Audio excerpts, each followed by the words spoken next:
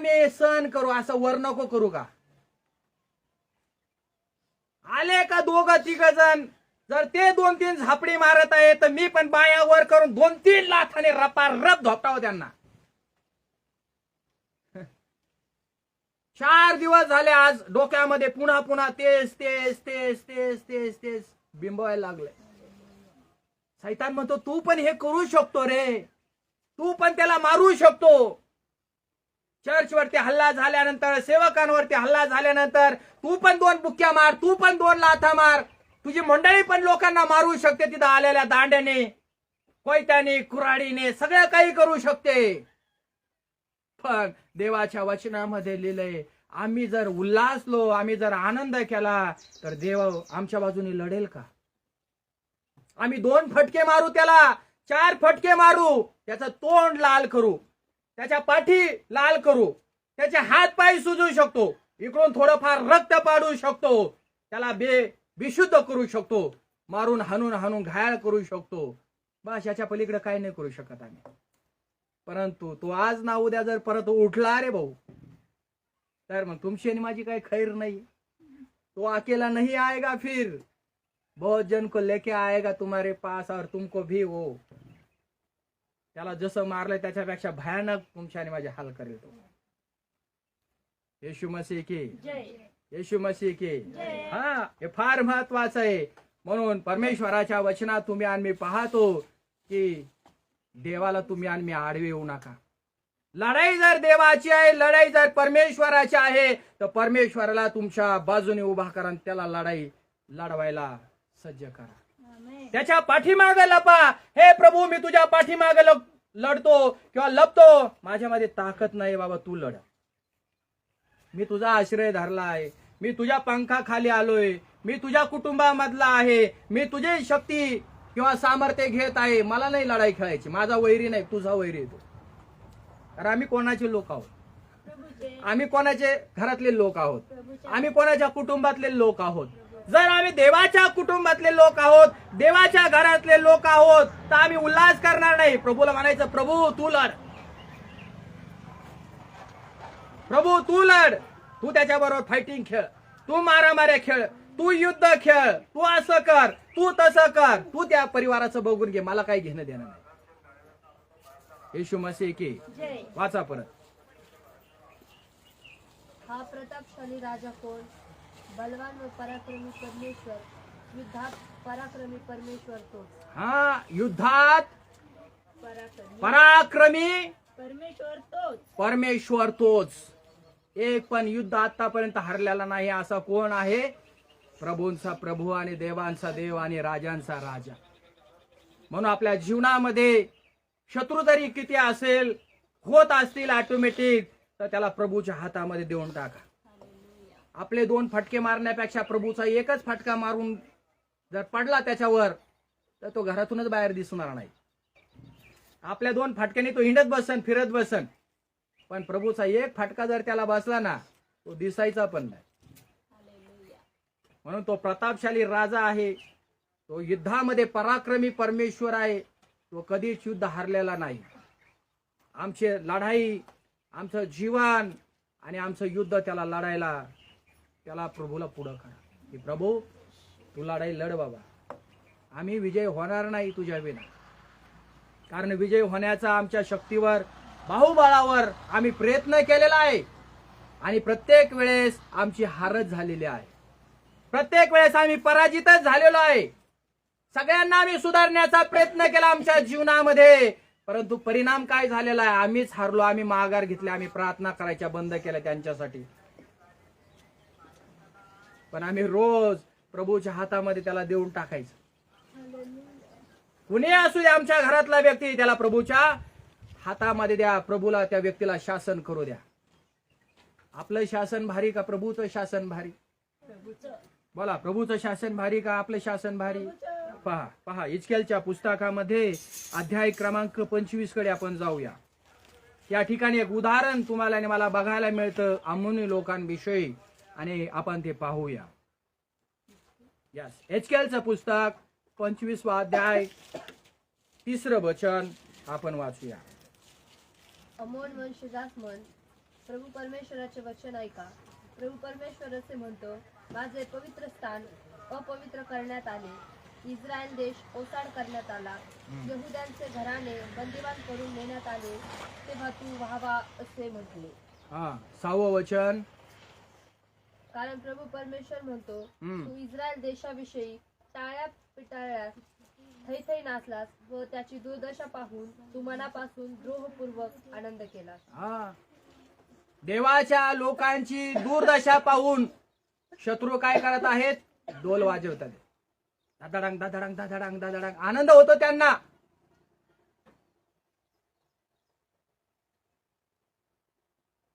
ये अम्मुनी लोकांविषयी तुम्ही आणि मी पवित्र शास्त्रामध्ये बारकाईने जर वाचलं तर तुमच्या आणि माझ्या लक्षात येईल देवाने अम्मुनी लोकांचा कसा पराभव केला. कारण ते कोणाबरोबर युद्ध खेळले? देवाच्या लोकांबरोबर. आणि देवाच्या लोकांबरोबर युद्ध करणं म्हणजे ते युद्ध कोणाबरोबर करणं? आणि मग देवाबरोबर युद्ध जर केलं तर देव शांत बसेल का? बोले येशू मसीह की. मग अमोनी लोकांनी काय केलेलं आहे या वचनामध्ये? इस्रायल लोकांवरती हल्ला करून काय केलंय? त्या ठिकाणी विजय मिळवला. आणि त्या ठिकाणी पाठीमाग आल्यानंतर अमोनी लोक ढोल ताशा वाजून एकदम उल्हास आनंद करायला लागले. आणि मग तुम्हाला आणि मला त्या ठिकाणून काय कळतंय? अमोनी लोक हे कशाचं दर्शक आहे? एक राक्षसाचं दर्शक आहे, सैतानाचं दर्शक आहे. एकमेकांकडे जर पाहिलं तर शत्रूचं दर्शक तुम्हाला आणि मला बघायला मिळतं. एकमेकांच्या विरोधात उभा राहणं म्हणजे शत्रूचं दर्शक ते झालेले आहेत. आणि मग देवाने पाहिला की माझ्या लोकांमध्ये खेळून, माझ्या लोकांमध्ये आग पेटून, माझ्या लोकांच्या विरोधात जाऊन, माझ्या लोकांना त्रास देऊन तुम्ही आनंद करता का? तुम्ही आनंद करता का? प्रभूने, परमेश्वराने, यहोवा देवानं हे पाहिलेलं आहे. येशू मसीह की. पुढच्या वचनामध्ये वाचा. हिजकियेलच्या पुस्तकामध्ये अध्याय क्रमांक 25 आणि वचन क्रमांक 7 वाचा. म्हणून पहा मी आपला हात तुझवर उगारील, मी माझा हात तुझ्यावरती उगारील, मी तुला राष्ट्रांच्या हाती लूट म्हणून देईन, मी तुला राष्ट्रांच्या हाती लूट म्हणून देईन, तुझा राष्ट्रातून उच्छेद करीन. हा तुझ्या राष्ट्रातून काय करीन? तुला उच्छेद करून टाकीन. देशामधून तुला नाहीसे करीन, देशामधून तुला मी नाहीशे करीन, तुला मी नष्ट करीन. तुला मी नष्ट करीन. तेव्हा तुला समजेल की मी परमेश्वर आहे. तुला मी समजेल की मीच परमेश्वर आहे. आपण शत्रूच्या नादी लागायचं नाही, प्रभूला शत्रूच्या नादी लागून द्यायचं. काटा काढणारा प्रभू असतो. या ठिकाणी अमोन्याविषयी जर तुम्ही आणि मी वाचलं तर जेवढा आनंद करायचा तेवढा आनंद झाला, पण परमेश्वराने त्यांना त्याचा परिणाम भोगायला लावला. देवाच्या सेवकांच्या जे लोक नादी लागतात ना, हालेलुया, देवाच्या सेवकांच्या, देवाच्या सेविकांच्या किंवा मंडळीच्या विश्वासणारे जे लोक असतात त्यांच्या नादी जर या जगातलं जर कुणी जर लागलं ना, प्रभू पाहतो तोपर्यंत पाहतो. प्रभूला काय मोतीबिंदू नाही झाला बाबांनो. प्रभू काय आंधळा बिंदाळा नाहीये. पाहतो तोपर्यंत पाहतो. सुधारण्याची त्या व्यक्तीला संधी देतो, त्या समाजाला संधी देतो. आणि जर ते जर नसन ऐकत तर या वचनामध्ये लिहिलं आहे त्यांचा पराभव आणि या पृथ्वी तलावरतून त्यांना एंडिंग वरतीच घेऊन जातो डायरेक्ट. जे त्यांचं जगण्याचं आयुष्य असतं ना ते पण प्रभू जगू देणार नाही. कारण त्यांनी पंगा देवाबरोबर घेतलाय आणि प्रभू त्यांना नांगा केल्याशिवाय राहत नाही. येशू प्रभू की. आणि मग तुम्ही आणि मी पाहतो की अमोनी लोकांना जे तसं केलं तसं त्यांना भोगावं देखील लागलं. देवाच्या लोकांनो, आमच्या विरुद्ध वागणारे लोक, देव त्यांना बरोबर शासन करतो. देव त्यांना बरोबर शिक्षा करणार आणि लवकरच आम्ही ते पाहणार. परंतु त्यावेळेस तुम्हाला आणि मला उल्हास आणि आनंद करायचा नाही. परंतु तुमचं आणि माझं हृदय तुटतं त्या लोकांसाठी, की त्यांनी असं करू नये, त्यांनी असं वागू नये, त्यांनी असं बोलू नये, त्यांनी असं करू नये असं आम्हाला वाटतं. कारण का, देवाचा फटका, देवाचा हात, देवाचा तलवार, देवाचा शाप जर त्यांच्यावरती आला ना, त्यांचं वाटोळं होऊन जाईल. ते या जगामध्ये राहणार नाही जिवंत, ते मरून जातील. हालेलुया. देवाच्या असंतोषाला किंवा क्रोधाला त्यांना तोंड द्यावे लागेल. कोणाचा सामना करतील मग ते? डायरेक्ट देवाचा. मग देवाचा राग त्यांच्यावरती कसा भडकन, विचार करा जरा. आपण जरी चुकलो देवाच्या लोकांना, आपले लेकरं, तर आपल्या लेकरांवरती काय राग भडकतो. हाणायला चालू केलं ना आपल्या पोरांना आपण, तर आपण थांबत नाही थोड्या वेळ. गालात मार, तोंडात मार, पाठीत मार, डोक्यात मार, चपलेने मार, पायावरती मार, गुडघ्यावरती मार, सूद राहत नाही, रपा रप आणतो आपण. कारण त्यावेळेस ते मुद्दे आणि ते क्रोध आपल्या पुढे येत असतो, आणि त्या क्रोधाने त्या समोरच्या व्यक्तीला कुठं लागन याचा आम्ही विचार करत नसतो. पण या ठिकाणी तीच गोष्ट आहे. आपला क्रोध आपण पहा, आपल्या लेकरांना मारताना झाल्यानंतर चुका, मग देवाचा क्रोध देखील अशा दुश्मनावरती पडल्यानंतर देवाच्या तोंडाला तोंड त्यांना द्यावा लागेल. मग कोण विजय होणार? देवाबरोबर युद्ध कोण खेळणार? देवाबरोबर लढाई कोण खेळणार? देवाला सामोरे कोण जाणार? कोणामध्ये हिंमत आहे जगामध्ये? कोणामध्ये ताकद आहे जगामध्ये की देवाबरोबर मी लढाई खेळेल, सनातन परमेश्वराबरोबर मी युद्ध खेळू शकते? जगामधले कोणामध्ये ताकद नाही, हिंमत नाही आज त्याच्याबरोबर लढाई खेळायची. कारण तो देव आहे.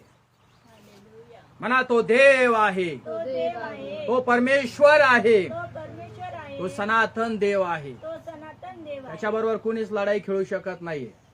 जे आतापर्यंत लढाई खेळले ना, ते गेले आतापर्यंत. आतापर्यंत इतिहास आहे. जे जे देवाच्या नादी लागलेत, आमोनी लोकांसारखं एकदम प्रभूने उडून टाकलं, त्यांना ठेवलंच नाही जगामध्ये. आणि इथून पुढं पण देवाचे जे नादी लागतील किंवा देवाच्या लोकांच्या जे लोक नादी लागतील, कार्यक्रमच आहे त्यांचा येरवाळी. येशू मसीह की. कारण देवाला तोंड ते देत असतात. हालेलुया.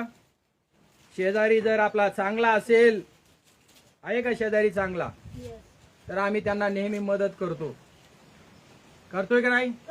पाण्याची मदत करा, आहे ना. आजारी पडला तर हॉस्पिटलमध्ये घेऊन जा. काही ना काही चांगला जर असेल शेजारी, तर आम्ही त्याला 100% काय करणार? आणि जर आपल्या शेजारी एखादा वाईट व्यक्ती जर राहत असेल, तर आम्ही त्यांना मदत करतो का?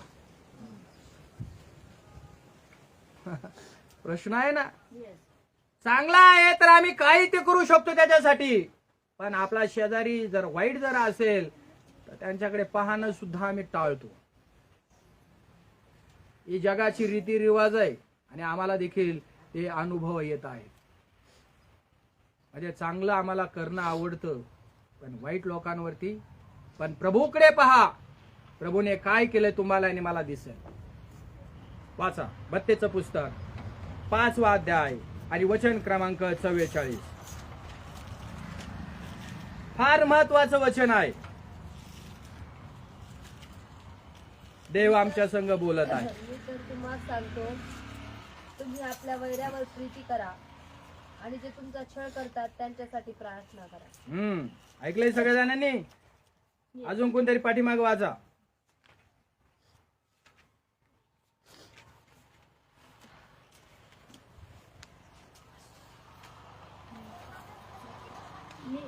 मी तर तुम्हाला सांगतो, तुम्ही आपल्या वैऱ्यावर प्रीती करा, आणि जे तुमचा छळ करतात त्यासाठी प्रार्थना करा. काय करा? प्रार्थना.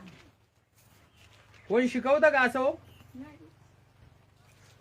तुमच्या समोर एक उदाहरण वगैरे आहे का डोळ्यासमोर असं?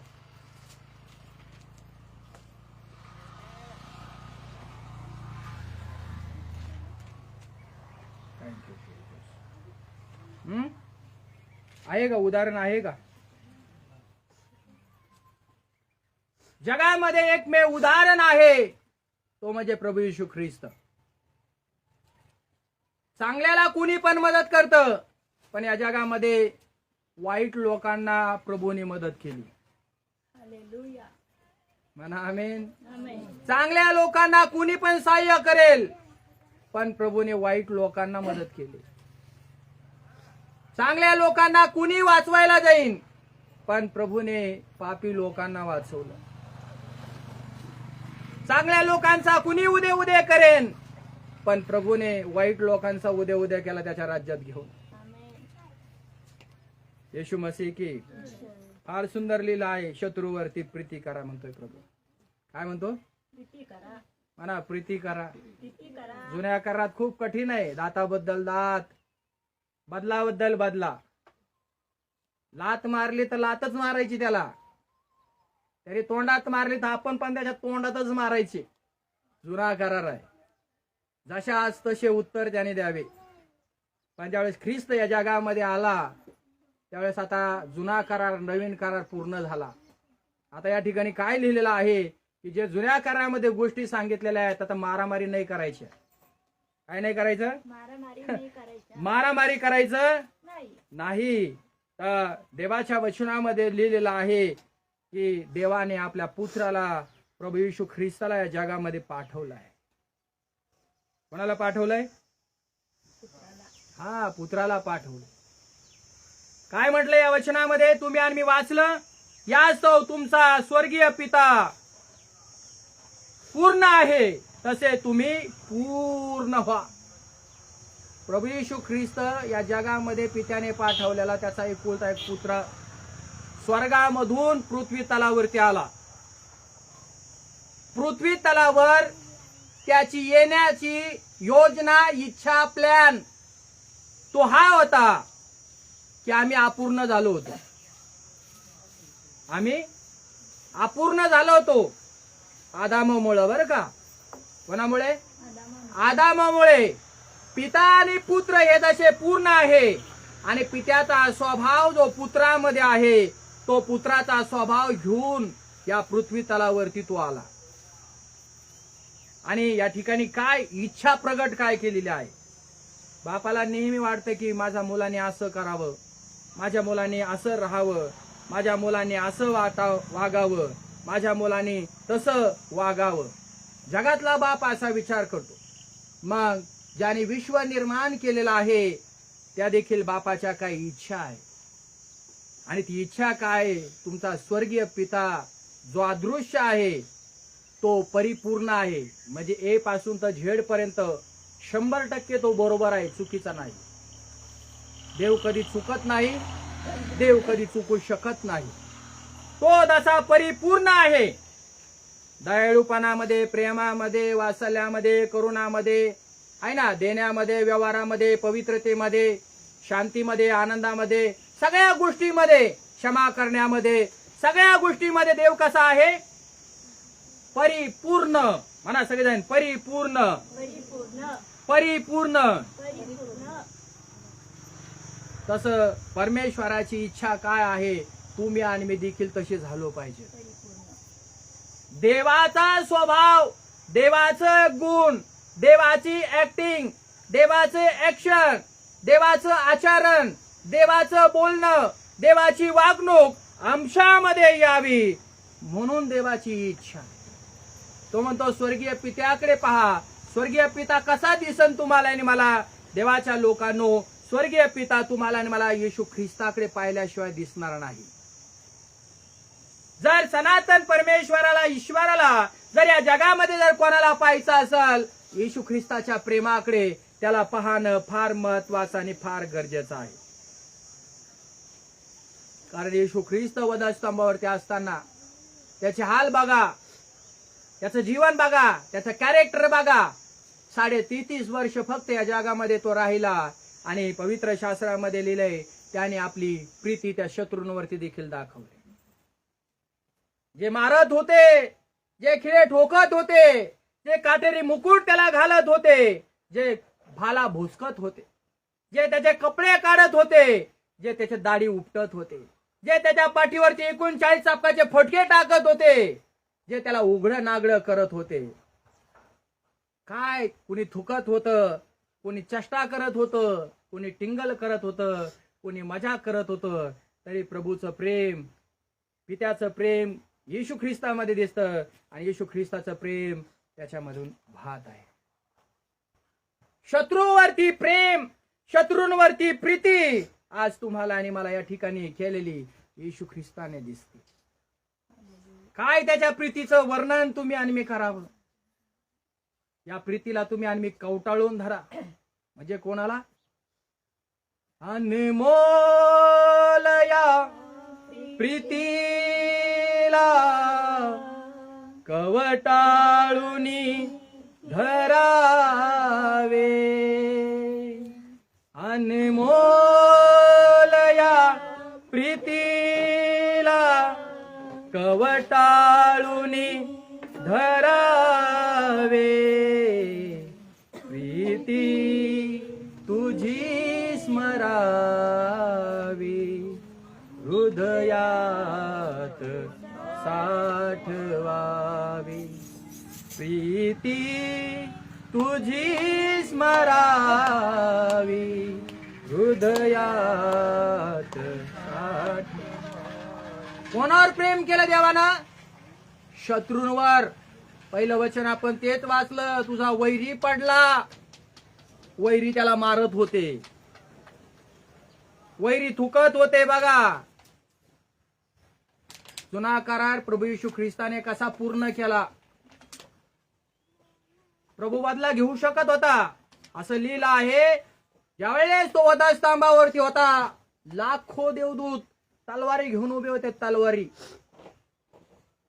असं लिहिलंय पवित्र वचनामध्ये. तलवारी घेऊन उभे होते. तो फक्त आज्ञा करायचा उशीर होता देवदूतांना. त्या तलवारीने या शत्रूंच्या त्याला जे मारत हाणत होते ना, खांडोळ्या खांडोळ्या केल्या असतात. त्याला काय म्हणतात? खिमा केला असता त्यांचा. खिमा शत्रूंचा काय केला असतं? खिमा केला असता. खिमा दिसले पण नसते. पण एवढे लाखो देवदूत तलवारी घेऊन प्रभूच्या फक्त आज्ञेची वाट पाहत होते. येशू ख्रिस्त कधी आम्हाला आज्ञा करीन आणि या शत्रूंना कधी आम्ही उडून टाकू. पण प्रभूने आपल्या मुखातून कधीच हा शब्द काढला नाही की देवदूतांना या आणि हे मला जे छळतात ना त्यांना तुम्ही मारून टाका.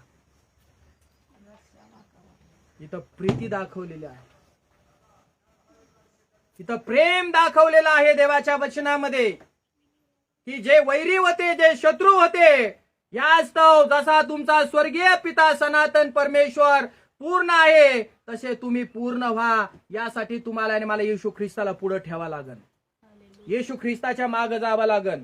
येशू ख्रिस्ताचं ऐकावं लागन. कारण पित्यापासून आलेला देवाचा तो एकुलता एक पुत्र आहे आणि त्यानेच आम्हाला त्या पित्याची ओळख काय, पित्याचा स्वभाव काय, पित्याचं आचरण काय, पित्याचं बोलणं काय, पित्याची इच्छा काय, पित्याने काय काय केलेलं आहे ते घेऊन आणि तुम्हाला आणि मला सांगायला या भूमीवरती तो आलेला आहे, अवतारलेला आहे.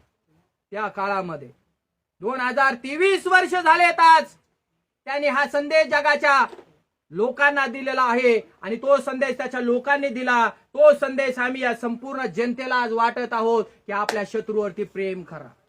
पडला तर हसू नका. आपला पिता जसा पूर्ण आहे तसं तुम्हाला आणि मला येशूवर विश्वास ठेवून त्याच्या आज्ञेचं पालन करून तुमच्या मला येशू ख्रिस्ताच्या पावलावर पाऊल ठेवून चाललं तर तुम्ही आणि मी देखील परिपूर्ण होऊ. येशू मसीह की आम्ही बोलतो खूप, वचनावर वचन पाठ असतात, पण कृतीविना विश्वास बायबल सांगतोय जसं आम्ही बोलावं तसं आम्ही करायला देखील पाहिजे. आम्ही सगळ्या जणांनी केलं पाहिजेत. दुसऱ्यांना संकटामध्ये, दुःखामध्ये, त्रासामध्ये, समस्यामध्ये, विपत्तीमध्ये, कठीण परिस्थितीमध्ये किंवा अजून काही समस्यामध्ये जर ते असताना जर आम्ही उल्हास करत असतो, जर आम्ही आनंद करत असतो तर काय फायदा. आमचं प्रार्थनेला येणं व्यर्थ आहे, आमचं देवाला धन्यवाद देणं व्यर्थ आहे, पवित्र शास्त्र देखील वाचणं आमचं व्यर्थ आहे, उपवास करणं आमचं व्यर्थ आहे, हालेलुया प्रेज द लॉर्ड देखील म्हणणं आमचं व्यर्थ आहे देवाच्या लोकांना. हे फार मोलाचं आणि फार महत्वाचं आहे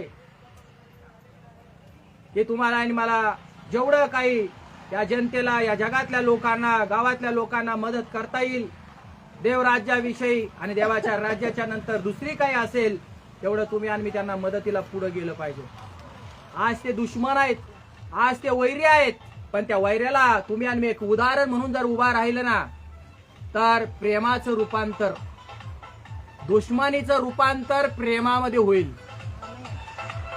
किती वैरी असू द्या आणि किती दुश्मन असू द्या, जर अशा वेळेस, संकटाच्या वेळेस, त्रासाच्या वेळेस, दुःखाच्या वेळेस, व्याधी वेदनेच्या वेळेस आम्ही त्या लोकांच्या मदतीसाठी जर उभे राहिलो ना